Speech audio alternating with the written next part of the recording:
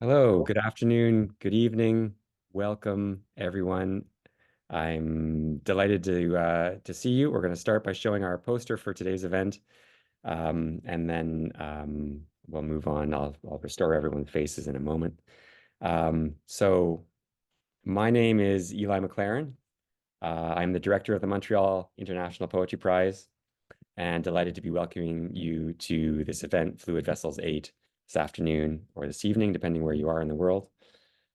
The purpose of the Montreal International Poetry Prize is to build a house for the art of the poem, to nurture the creation of poetry, and to encourage the reading and the study of poetry.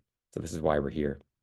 It's great to be working with a team of talented colleagues and students on this year's prize. This is our eighth session since we established it, and the first this year. Um, the best way to do anything is to lead by example. So the entry period for our 2024 competition is now open.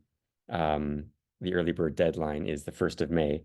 And as we solicit new poems from entrants everywhere in the world, young and old, it's only fitting to showcase the poems of the 2024 jury, esteemed poets themselves, who will be evaluating those entries. What is it that we're looking for in a poem in our next anthology? What makes a good poem? Where does a poem come from? How is a poem achieved? Today, we have the pleasure of thinking about these questions through the work of three accomplished and admirable writers, Carolyn Bird, Rob McLennan, and Vivek Narayanan. The host of today's session will be Jay Ritchie, who is a poet himself and a PhD student in the Department of English here at McGill University. Jay is writing his dissertation on intermedial poetics, looking at Bernadette Meyer, Audrey Gina Mandiela, and other recent poets who create across different media. Before I turn things over to Jay, I'll just mention two quick points. One, our session today is scheduled for about an hour. We plan to have 15 minutes per poet, and then 15 minutes at the end for questions and responses. So don't be shy. Please feel free to participate at the end. And finally, please join us for our next event, which will take place on Friday, the 29th of March at 9 p.m., featuring three poets from Australia. And complete information can be found on our website. Just Google Montreal International Poetry Prize, and you'll find us. Okay, so without further ado, I am going to stop screen sharing and turn things over to Jay Ritchie. Hello, hello. Thank you everyone for being here. Love a poetry reading that starts on time. This is very, very good, very special. Um, what I'm going to do is I'm going to introduce one poet at a time, share some kind of, reflections on their work, read their bio, and then I'll ask the poet to jump right in, read for, 12 to 15 minutes, and then we'll carry on. So our first reader is Caroline Bird. Caroline's poetry, to me, is interested in what is strange about being alive, especially when this strangeness pushes us towards encounters with beauty. The first poem in the air year, mid-air, suspends us in a strange moment for as long as we can inhabit it, turning the moment when the conductor's baton lifts into its own kind of song. She sings of the song between songs. These are the notes that Caroline is attuned to. Sometimes they play out as absurdist dramas, and other times they cause the speaker to question their own existence in the poem, which leads us to ask, through what means is our own existence constituted? How much of the self is flesh, and how much is a fiction? In the Air Year's titular poem, she writes, "Ephemeral gifts are traditional." It's a funny moment, but like other such moments, it is a way of charming us before dropping us into a heartrending conclusion. My shadow is the chalk outline of a woman who did not jump, she writes. Often there is a sense of intimacy between two people that generates the strangeness and wonder that permeates the poems. I cannot wait to hear what she has for us today, especially with the new book that we saw a little earlier. And here's the bio. Caroline Bird has 7 poetry collections published by Carcanet. Her 6th collection, The Air Year, won the Forward Prize for Best Collection 2020 and was shortlisted for the Polari Prize and the Costa Prize. Her 5th collection, In These Days of Prohibition, was shortlisted for the 2017 T.S. Eliot Prize and the Ted Hughes Award.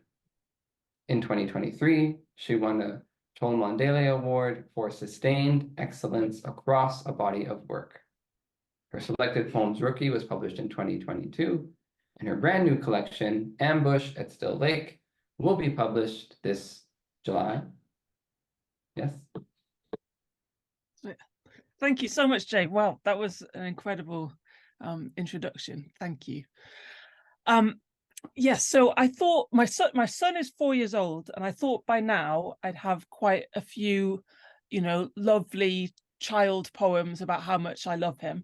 But every time I try and follow a piece of his logic, toddler logic, it takes me somewhere incredibly dark.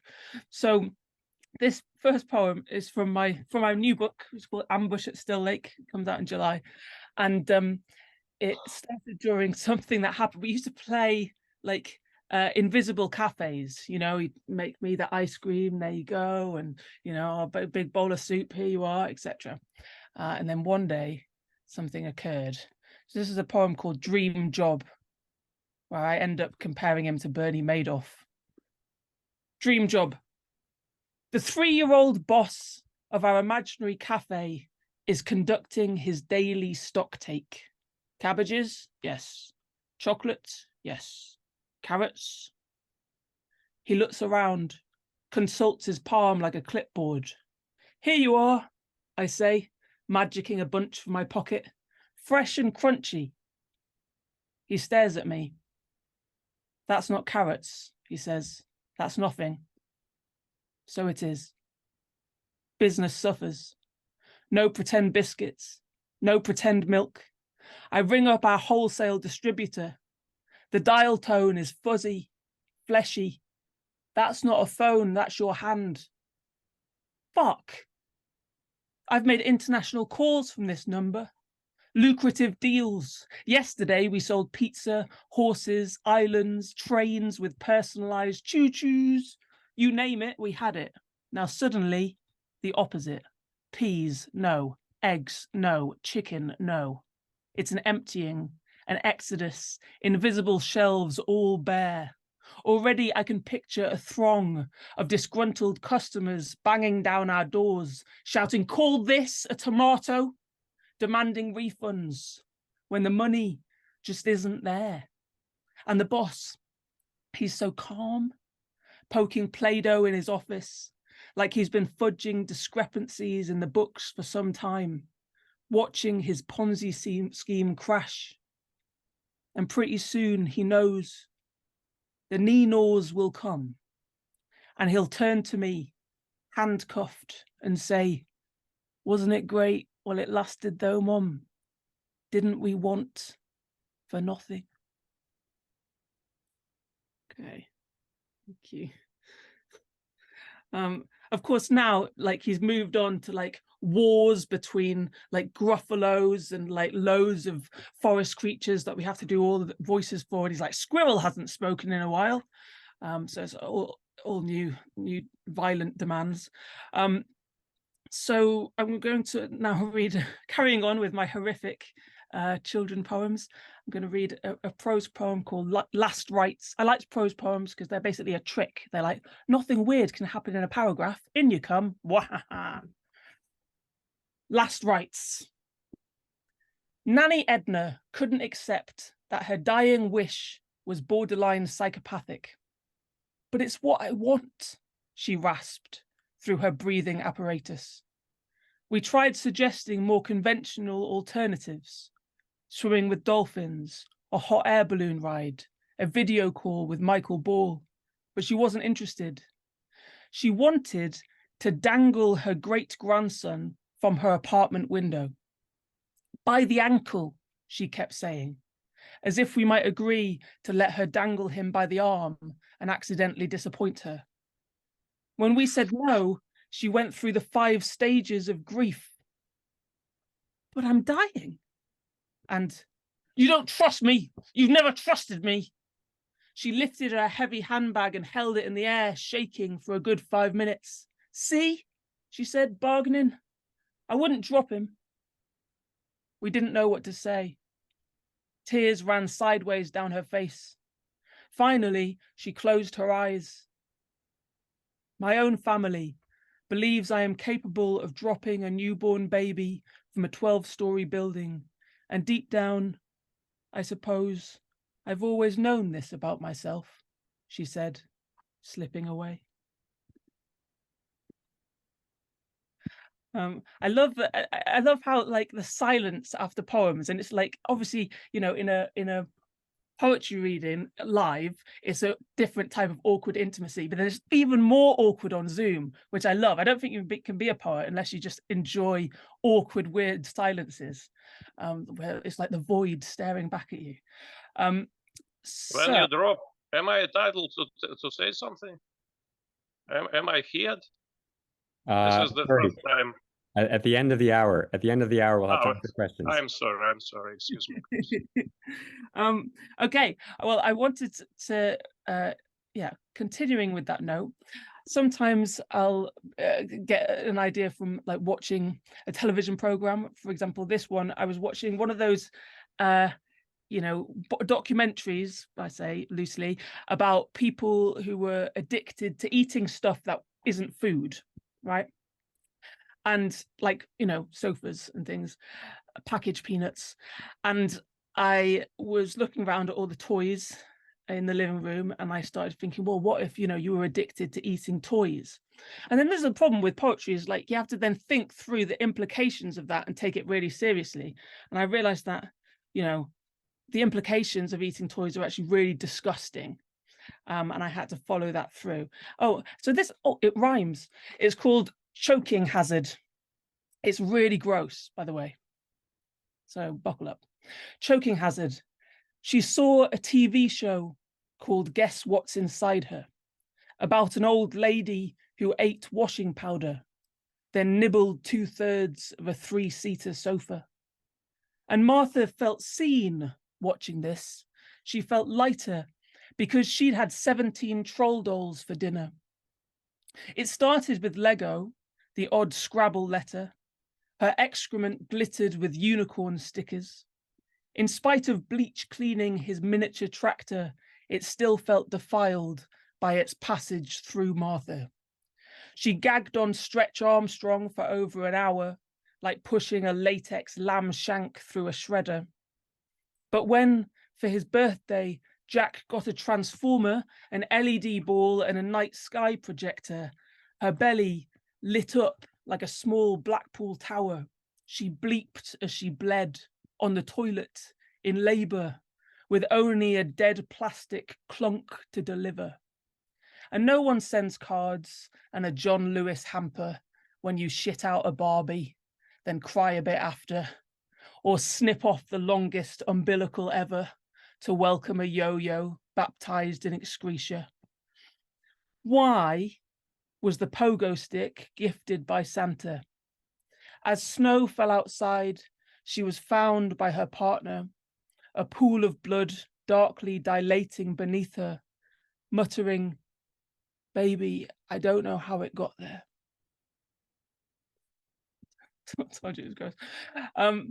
So this is a poem about, that way that depression can just sneak up on you out of nowhere. This like magical, ghostly happening. It's called A Shaken Leaf.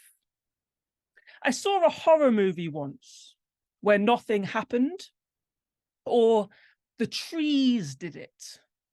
1 minute, families swung tote bags under hawthorn blossoms.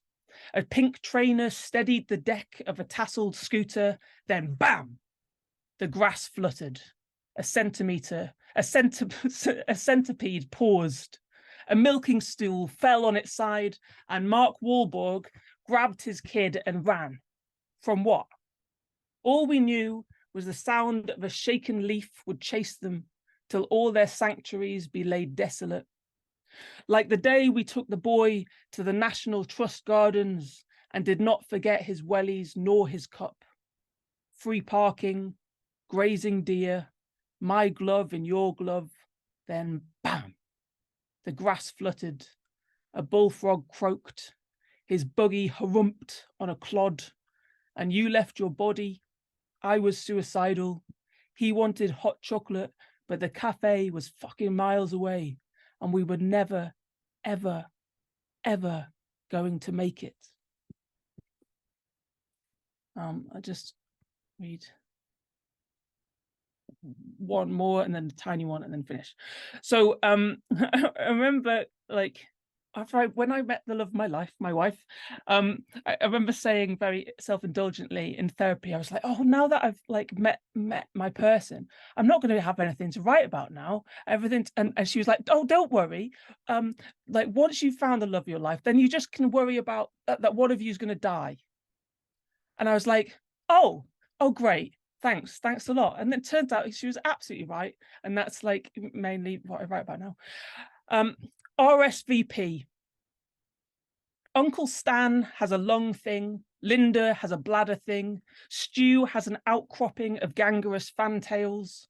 From a height, Jim's rash resembles a 1922 postmark, and Lucy's nasal corkscrew has dampened her bon viveur. Since Mike's yo-yo diet, his biceps have crumbled to crepe paper and his teeth are tree-lined with cabbage specks. Lance spends his night slow waltzing with a visitation. Outside, the potholes brim with rain like looted blisters, and no one's stomach can hold so much as a water biscuit. A backstreet surgeon jimmied Jen's liver open with a pen lid. Now she's flat-spoken and wallpapered in plum blossom bruises. But don't worry, she's dead set on designing the order of service for your wedding on Saturday, and everyone will be there, except Gerald, who found an ancient paintball lodged in his left ventricle intact. The doctors say it's holding him together, but he can't risk dancing to Build Me Up Buttercup for fear of it splattering inside him like a bullet made of blood. But he sends 40 quid enclosed and wishes you a long and happy life together. Okay, and then finally, thank you so much for having me. I'm just going to end on this tiny little one. So the reason my book's called Ambush at Still Lake is it's because, I don't know if you know, but turns out once you like settle down and are actually happy, then real life is also really difficult. I don't know, like really everything just ambushes you all at once, which I had no idea about, because my previous structure around writing a book was just to blow up my life and then kind of write from the debris. Then turns out if you don't blow up your life, there's still kind of loads of debris anyway. So this is about my suggestion for a type of roller coaster that should be put into theme parks. It's called the Standstiller, and then I'll disappear. The Standstiller.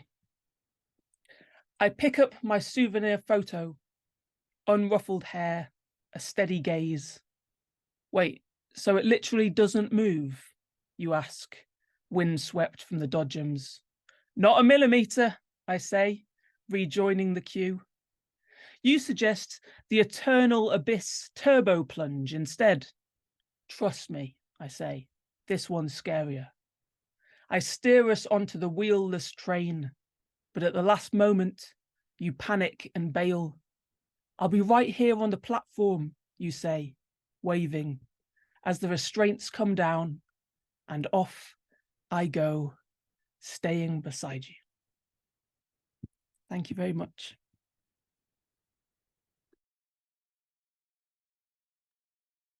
Thank you so much, Caroline.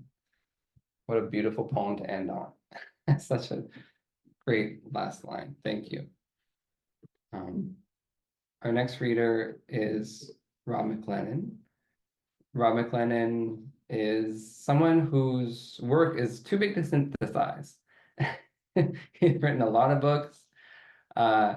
Even trying to figure out what is the latest one can sometimes be a challenge. It seems like they keep cropping up every season. Is this the one, Rob? Which I will not be reading from. Great, perfect, because there's new work, of course. Yeah. Rob edits, reviews, publishes, blogs. He writes in every genre.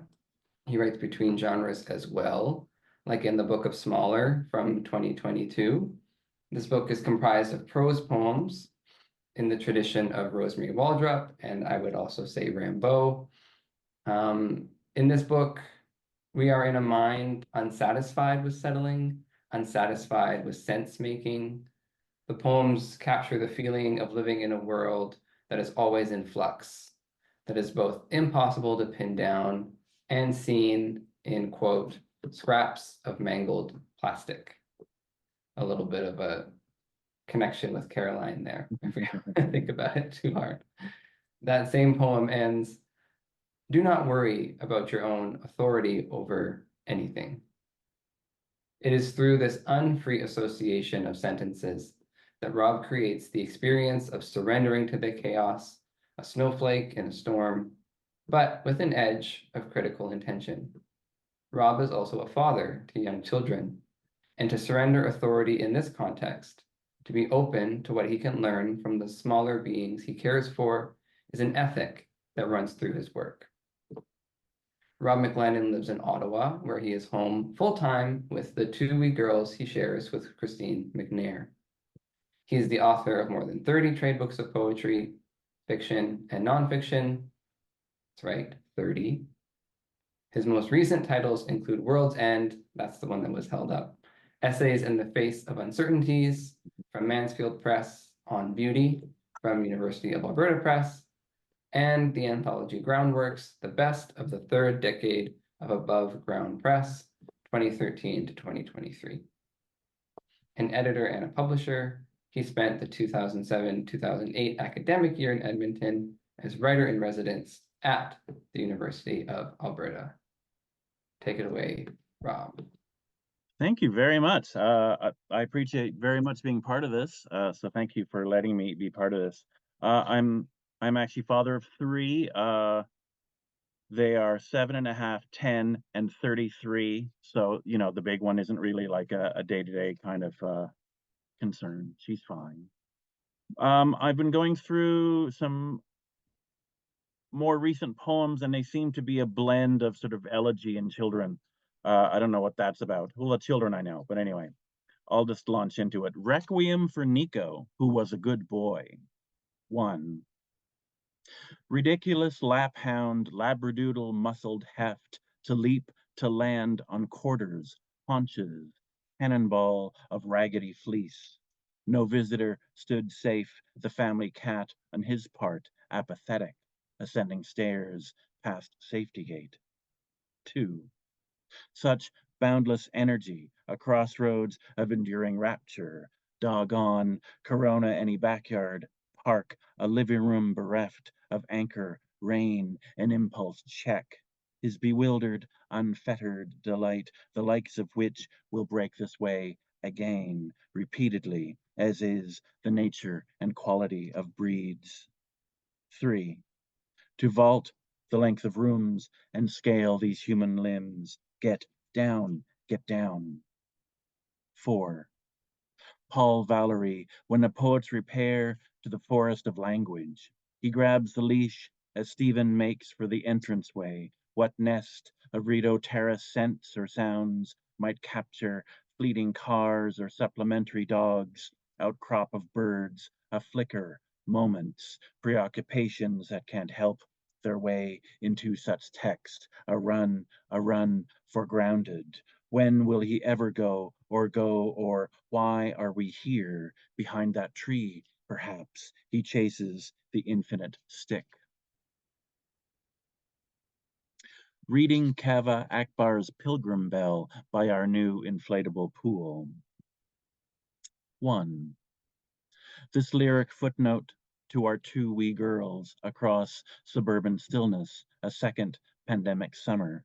Inflate this choral beast to lifeguard, catch their chaos now. They've gathered swimsuits, sunscreen, neon sun hats, towels discarded, strewn across the lawn. The garden hose enables water levels, slow, the fallow ether, heat, compels. Kaveh Akbar, God's word is a melody, and melody requires repetition. 2. I largely believe in neither God nor absolutes, my personal blend of atheist and agnostic. I'm not certain what I don't believe. Tommy Pico, nations are always outlived by their cities. So too of deities to faithful, a routine erosion of both memory and the body. Today, the children laugh at splashing, tumbles, thick this compilation, blue of summer sky, the air is static, stock still. 3. The difficulty of solitude, ongoing months of household isolation, either child upset at any suggestion of separation, an outdoor day camp, Aoife cries at drop-off every morning for the full week. Our daughters are home, are always home, and we, too, as quick as a half-thought, a subtweet takes time. Kaveh Akbar, God's word, is a melody, and melody requires repetition. 4. The last time I saw my father, he was dead. I expect for him that little has changed. His youngest grandchildren apply wet, dirty footprints across our kitchen floor en route to main floor bathroom. I have to go, they yell. The digital display on my cell phone sluggish in comparison. A second pair of towels replace what they've already abandoned. 5. Polyvinyl chloride, inflatable stripes of white and deep blue held to ground, our personal echo of the ozone ceiling. It swells, such temperate, watery mass. I turn the page and then another, the shade of absolute integrity, an afternoon of poems, a sweltering of what the week brings, uncomfortable with otherwise allowing Our Lady's solo in this foot or so of grassy, leafy soup. 6. The children break for snacks, sun hats, discarded splash of neon texture on uneven green. In 2 weeks' time, we commit my father's ashes, there just upon my mother.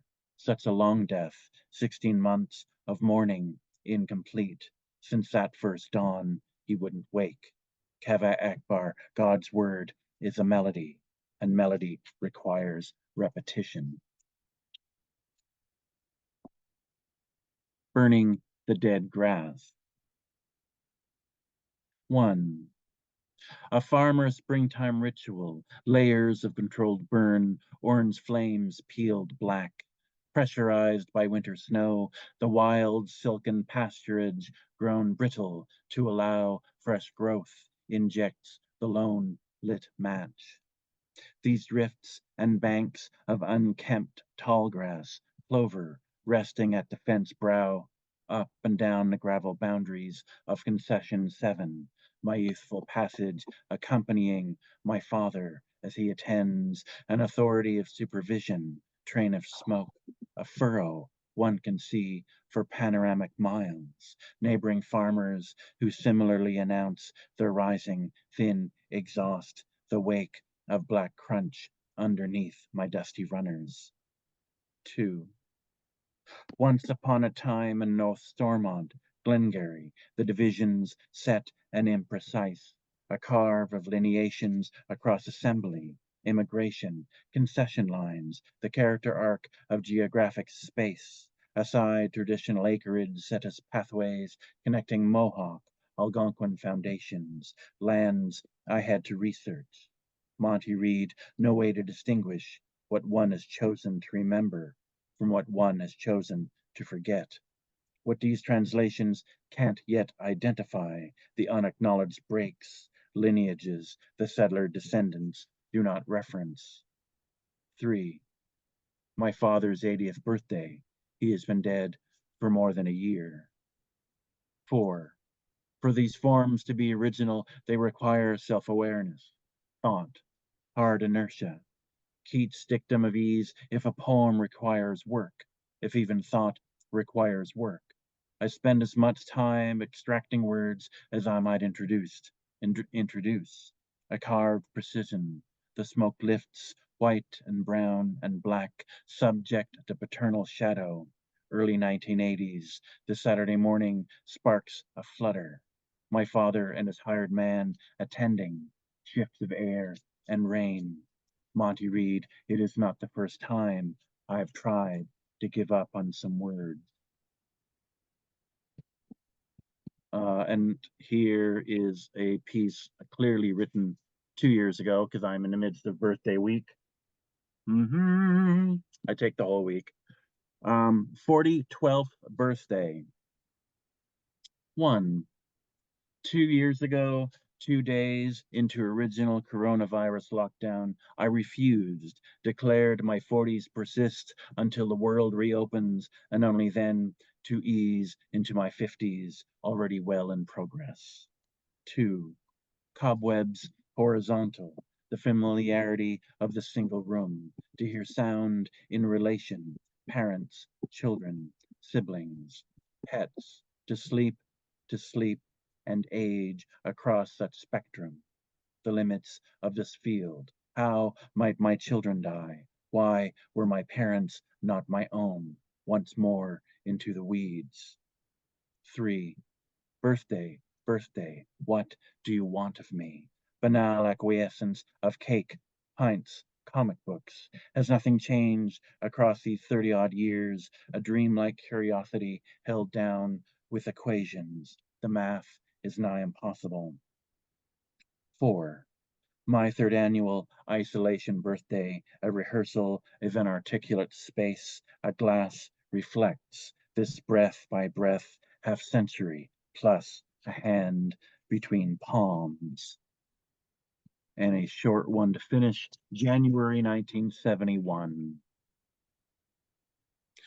Children's Aid offer my parents, newly christened, a week's notice to gather everything.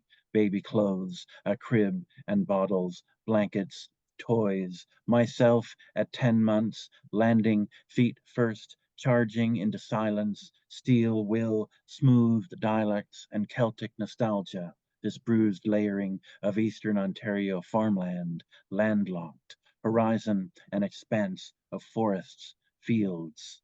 What grammar of attachment, kinship, lineage, the way the wind blows, scent of ozone, petrichor, less language than animal, thus less animal than cool breath. Within accretion of snowy cover, the grip of this, my first full winter, revealing theme and speech, such pigeonholes, a record snowfall I survived, the proof in a certificate, a sky of white, they say, that fell. Thank you. I'm gonna turn off my Thank you, microphone. Rob. Last time we did a Zoom thing, I didn't get to hear you read. We were just chatting, so this is really nice. Our 3rd and final reader is Vivek Narayanan. And despite Vivek's many accolades and accomplishments, of which I will tell you when I read his bio, his poetry maintains a humility and a sense of humor that is impossible to fake. It recognizes a sense of play that we can bring to everyday life, should we so choose. This ludic quality emanates in both form and content, where poems are unconfined to the left margin, while others use contradiction to bring us unexpected moments of reflection. Take the poem Short Prayer to the Moon, which ends, hour by hour, may we learn to free ourselves from prayer. It's both poignant and funny, a joke that is deeply serious. What this both and approach brings to his poems is an overwhelming sense of possibility. It is as if each poem is an opportunity to do poetry differently than it has been done before. He draws on a wide range of diction and a full range of poetic devices to create a polyphonic sort of voice.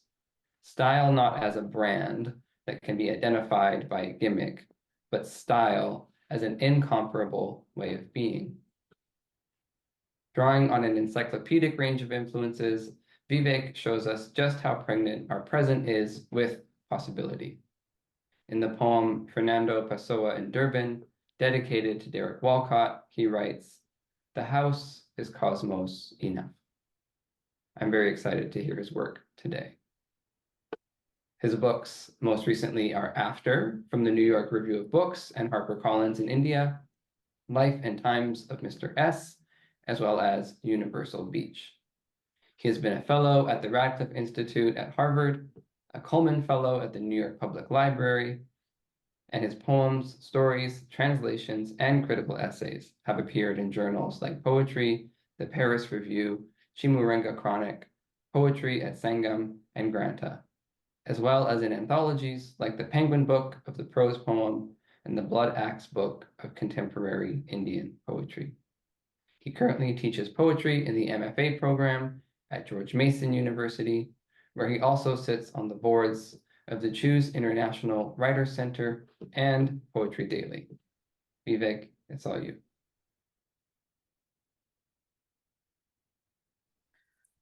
Oh gosh, thank you for that intro. And and I'm really honored. Thank you to my fellow poets, for such amazing work. It's sort of powerful, playful, deadly serious. And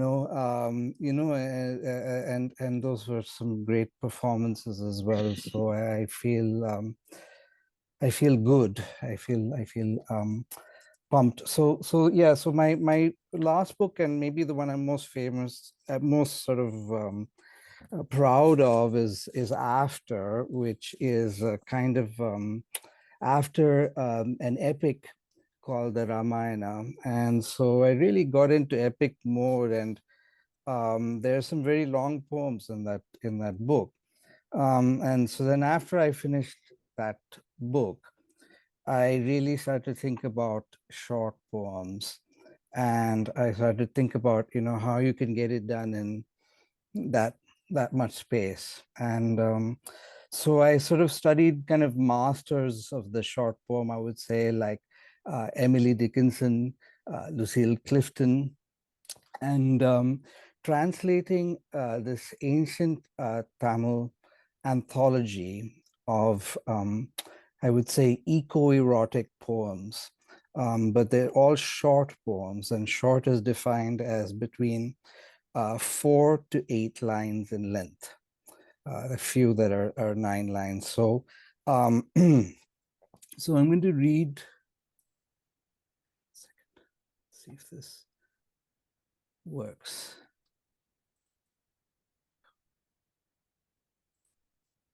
All right.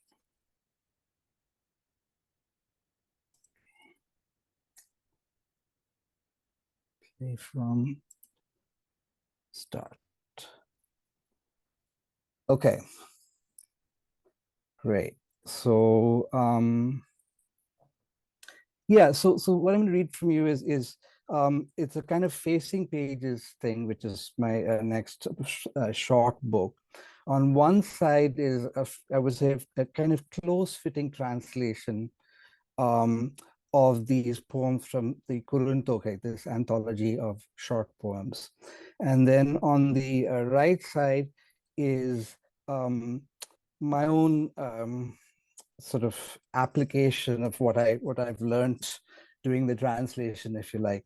Okay, so let's see, I'm trying to get this pesky.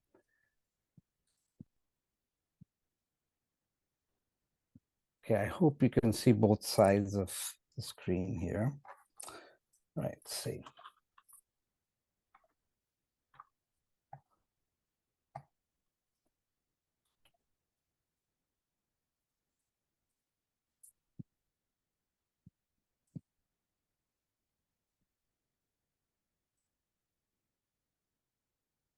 Okay.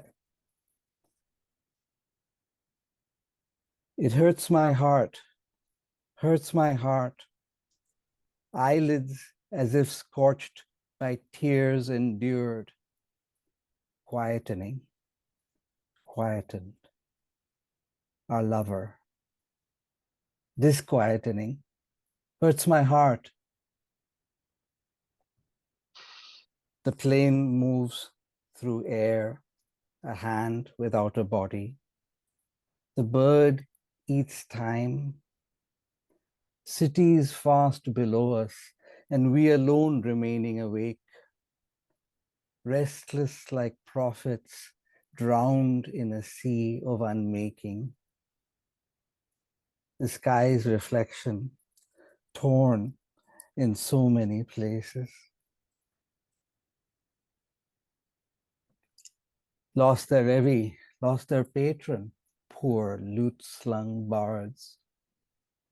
Poor, like the grass, it is said, without a headpiece of flowers. As the heart lives through despair, house by the tree, full of light and the smell of wild jasmine in it. So many dark curls. Who's she to us?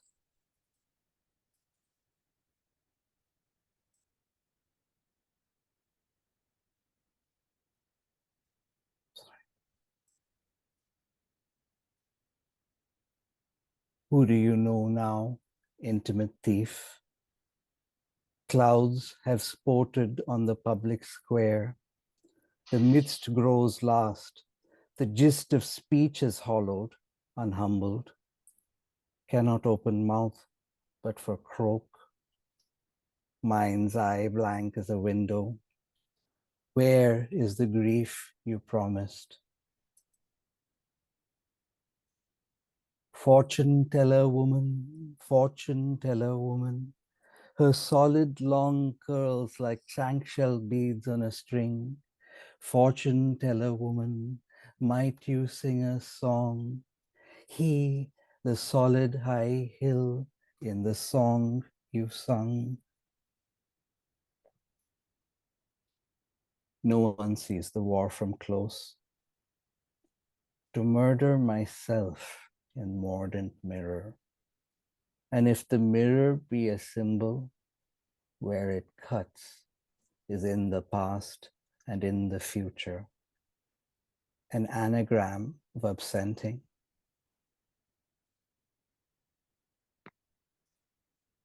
My mother, your mother, whoever that might be. My father, your father, how are they related? And I, and you, how do we know each other?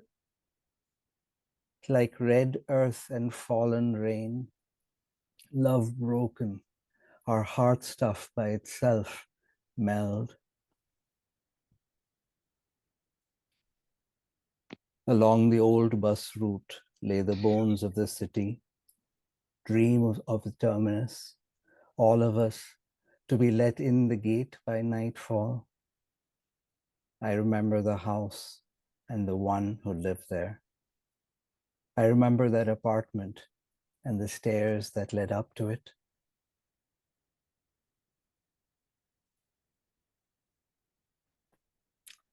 I'm here, and my innocence carries unceasing hurt from the seashore grove.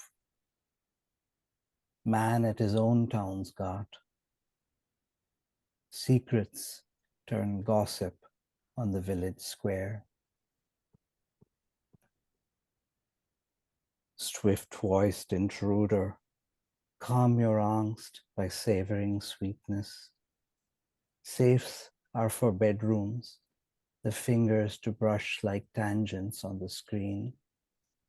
No weather but for the ones that turn me inward.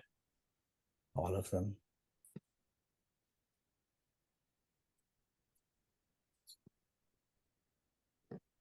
Thinking means it burns inside. Not thinking turns it measureless. Doesn't it make you suffer, that sky-touching desire? He lacks honor, that man with whom we joined. Saturnine is our gloomy god of agriculture. Do the trees of your land always speak with such frankness? We've come from the past by living through it. now at your station, along walls with their beaks of stillness.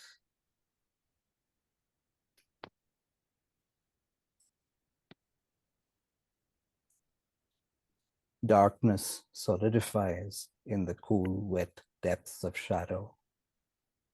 White sand like heaped moonlight, a wing. That the flowers in the grove of the black-branched Punnai tree are lonely.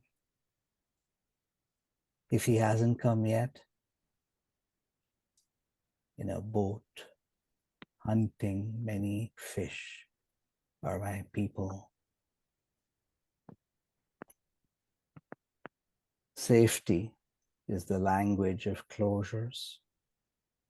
My era was an era of closures. My ear was an arm of disclosure. They leveled the past to make place for themselves.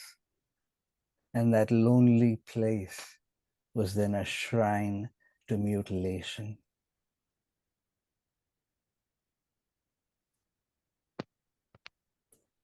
Cut from conches, smooth and shiny bangles, loosen every day on the limb. Unsleeping, eyes wet with aloneness, stuck here, will escape to over there. First, rise up and live, my heart, before the hemp chaplets of the Vadagars, beyond Katti, honorable land of many spears, further, further into the country of unknown languages, thinking how to reach the place where he is. Marguerite is a daisy, Marigold a virgin goddess. Spar is the crackle of speech in the town he's from. Forget what they'll say, those who come to hunt, and those only numb. Peoples fall asleep to annihilation.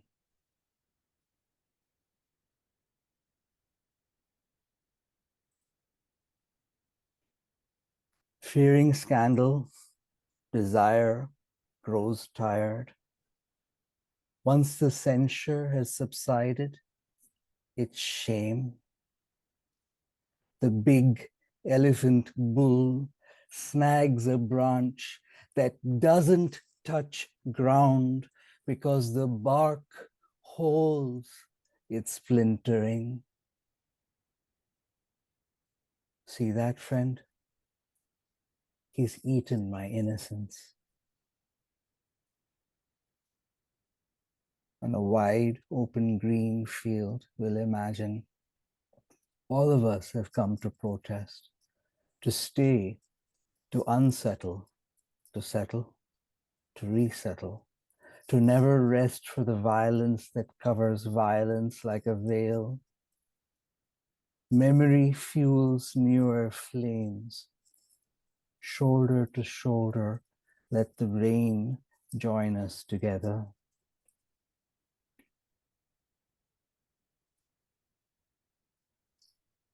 Kente fish dove deep, taking for a heron the startling form of a lotus against the sky. In fields and gardens too, where his village's kanchi trees. If one poet's a liar, that makes all of them. They're like thieves to the ones you left. If love ebbs and at midnight, kamam yamat, the hard rains sound into the caves, vittarakatta yambam, wait with stone clean bones for the boy that ate forgotten fruits. To have known him is to have unlearned the giant and dreamless sky.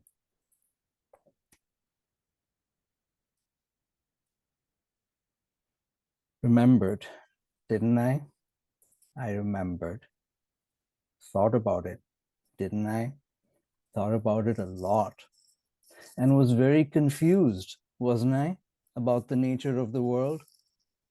Like the flood that touches the long tree branch when full, then subsides, having had its fill. Such great love here finds an end. That I should corrupt my sacredness in a meeting with him. Knowed as an entanglement, a lump of flesh. Many borders crossed with the visa of the heart. Heart that travels and never arrives.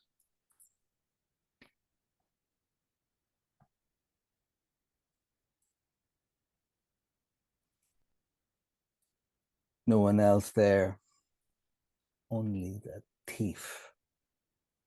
If he lies about it, what'll I do? Like millet stalks, yellow-green legs in the running water, hunting for Aral, only the heron there when he touched me. What it was that was taken, what given or stamped upon.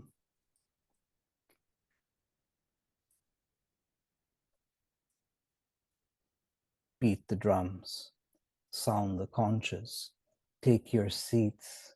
By the age-old banyan tree, the public assembly begins. Like the fair words of the good town of Kochar. It's become real, my friend.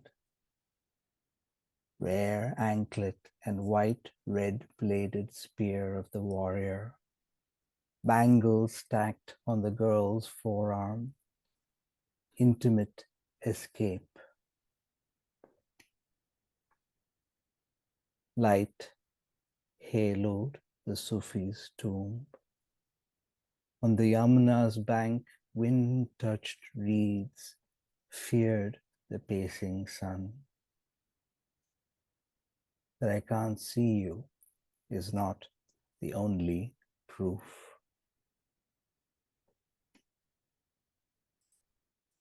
Thank you.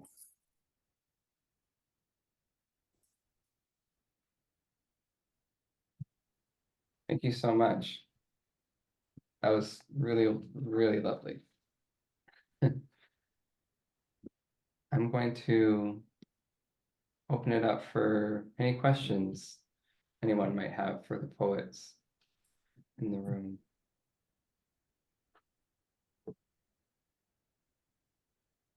You can use the raise hand feature, or you can type it in the chat.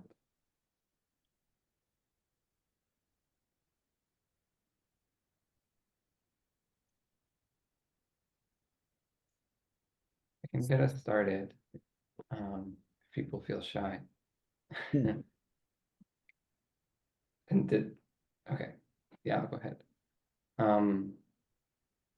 Since you're all jurors for the prize, I was wondering if you could speak to how you know when your own poems are done. Experience.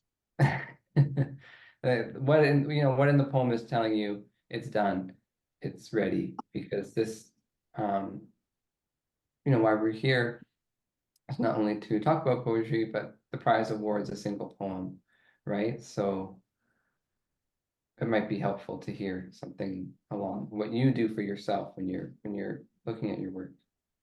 Well, I mean, like redrafting a poem is often like not linear. Like I keep all of my drafts because sometimes, I'll say I've got 30 drafts. Actually, the finished one is 26. And then I keep going and I keep scalpeling, and then I read it and I go, why is it dead? And I realize I've kind of cut a major artery of a little line that I thought wasn't important, and all the emotion is just drained out of it. And so often it's, kind of, you're trying to read it as if you haven't written it on different days. Sometimes I'll pin it to the wall and try and stumble across it, and because you're your own first reader, and you've got to then kind of be honest about, is it actually impacting me when I read it back, or am I just like, is that line just a bit clever or whatever? So that's kind of what I do. But every poem demands something different of you. And sometimes one you think, oh, I'll finish this in no time. It takes like 6 months to get right. Yeah, poetry just has all these different ways of making sure you can never, well, properly feel experienced. You have experience, and also, every poem unlearns that too. At least for me. I love this idea of accidentally putting poems around your house. So you open the fridge, like, oh, there's a poem. Now I must read it in a quality. Vivek, I still think my answer just boils down to just the single word of experience. You just go through it. It's like a muscle, when I'm nearing the end of a poem, I know it's so close, but I can still go through like 30 drafts in like 2 or 3 days, because I know I'm really, really close, and I'm carving until, that minutia. It's like, the story of someone who spends half a day putting a comma into a poem and spends half of the next day taking it out. Like it's detail like that. Experience. Yeah, it's like kind of enjoyable psychosis, where you like 4 in the morning, like, that comma, oh my goodness, yeah. Is Vivek going to answer that? I mean, like, I'm not sure if any of my poems are ever done. I mean, it's life is in process. Poems are in process. Way that poems are read are in process. I don't know, but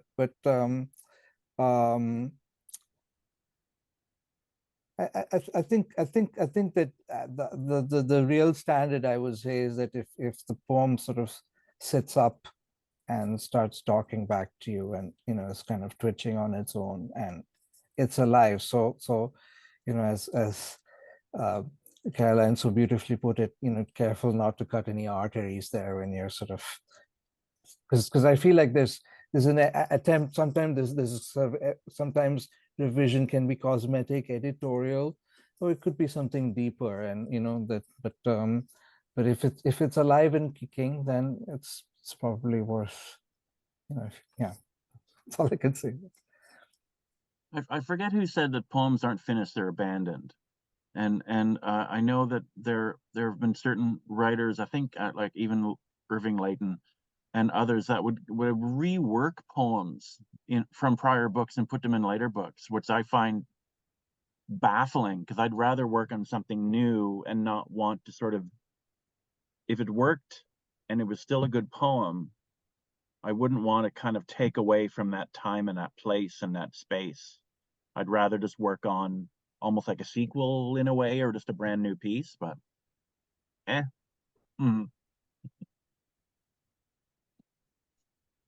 you. I'm going to go to Noor's first question for Vivek. What was the greatest challenge in going for short form poems after working in the epic form? Oh, that's a beautiful question. Well, I think that the short poems can cover so much distance. That's what I felt, from line to line. Some of the great, they just cover an enormous distance. And so that's part of, I think, what sort of enchants me about that kind of form. And then, of course, it's very memorable, and it's kind of detachable. So it's, yeah.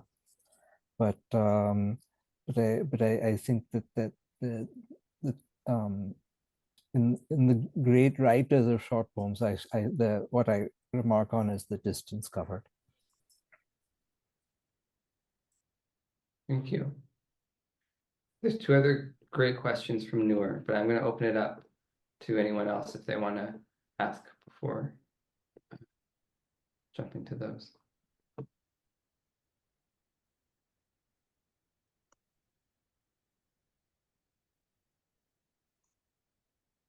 Okay, so do you pay attention to the visuals of the poem as in the shapes that the lines on paper make. I think this speaks a little bit to its cosmetic editorial decisions that you're making. So yeah, how do you deal with that kind of issue? Well, there's two stages that, in terms of theatrical stages, that a poem performs on. One is this one, right? And then the other is the stage of the page, where it's just between you and the reader. And for me, it's all like emotional decisions in terms of how that poem is going to be met by the reader. And so you're making lots of choices to do with like form and content. Say you've got a poem and it's all about a fevered love affair. You might be like, okay, well, this should be in just one fevered column all the way through, no stanza breaks, and all the line breaks will be in strange places. And, so you're trying to kind of give through the layout and the visual the kind of emotional way that you want the poem to be received. Or like Jay so kindly mentioned at the beginning, my poem Midair is like, okay, make sure the line breaks are all in places where there is a suspense or something that has been left undone for the next line to finish. So I'm always thinking about layout, but the way I do it is thinking of it in terms of, what matches or releases more emotion from the poem. And if it wants to be a big messy block and that's what it's supposed to be, then I don't fight that either. Do you know what I mean? Okay. Yeah, I'm sorry. Go ahead, Richard.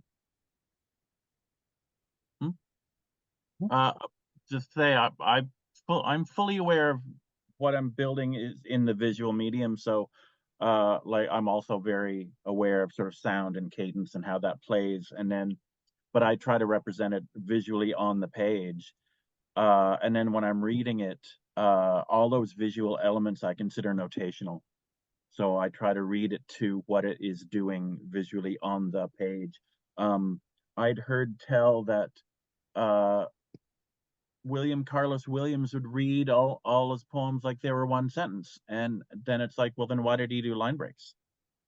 If you're going to have line breaks in a poem, in my mind, you should be reading the line breaks. You should be, someone hearing it should be aware that there was a line break there. Otherwise, why did you put a line break there? And it's sort of, and there are people that I think sort of don't understand the structures that they use. But I've also been told that I should just calm down. I feel like the line breaks communicate emotion on the page that you're like, because you're not there to do it, and it's a different relationship between the page but then when I perform it, I want it to feel like like it's being knitted from the nothingness, and I often change the line breaks when I perform, because I don't need the page to contain all the emotion, if that makes sense. Yeah, it totally makes sense. And I know there are people that do two different versions, right? The one that's on the page and then the one that's performed. To me, that just feels like an extra task. I like having the singular piece. If I'm going to do a variation, I'm just going to do another variation on the page, and then I would still read it, like using the notation of how I've presented it visually. Nice, cool. Vivek. Well, I mean, like, okay, this is the thing where basically this book, the after, oh, that's great. So this book is actually exactly the same blue color as the background. So it's actually kind of invisible book here. But I'm pretending you're reading out in the middle of the ocean. But it's this color, this background color is the color of this book called After, and it has a lot of visual stuff and no stanzas, steady, and it has multiple. It's a pretty crazy book visually, and it's 600 pages long. So apparently this book gave the person who was doing the typesetting nightmares, or at least they had dreams about it in any case. So it was quite stressful. It was great. I'm very proud of it. But of course, then now I'm back to thinking, well, maybe let's just boil down to the words. You have words, you have line breaks, capitals, spaces. Just try to get down to the essence of that. So that's the current project. But so it's but I would say it's just poet's choice. I mean, certain poets really believe in, for instance, getting the typewriter font, because they want to make sure that the spacing is exactly as they imagined it. So, as a poet, you're your own personal god, even if you can't convince anyone else. So enjoy. Maybe I will intervene now to wrap things up. Yeah, thank you so much for your work. Thank you, Jay, for your beautiful hosting and that question that got us launched on this very important question as to when we know a poem is ready. I mean, we don't even have to say done, but ready, And I think actually one thing I would like to say to everyone who plans to participate in our wonderful prize is think about this problem. The difference between when a poem is working for you and when it's going to work for a public. Because I do think that we see a lot of poems that are essentially meditative practices, and I respect those creations. And at the same time, Carolyn used the word give. I guess the best poetry gives something to the reader, doesn't it? Right? It's something more than just a kind of personal meditation. It's doing something for a public. And I would love to see all of the entries make it to that threshold of working for an audience. The poems today worked for the audience. The day has changed. You've transformed it. Carolyn, Rob, and Vivek, thank you. It was wonderful to hear your work in your own voice. Your voices are gorgeous and quirky, and memorable. And we're so lucky to have you participating in the Montreal Prize 2024. So thank you everyone for a terrific session, and we look forward to seeing you at our next one on March 29th. Take care. So much. Thank you.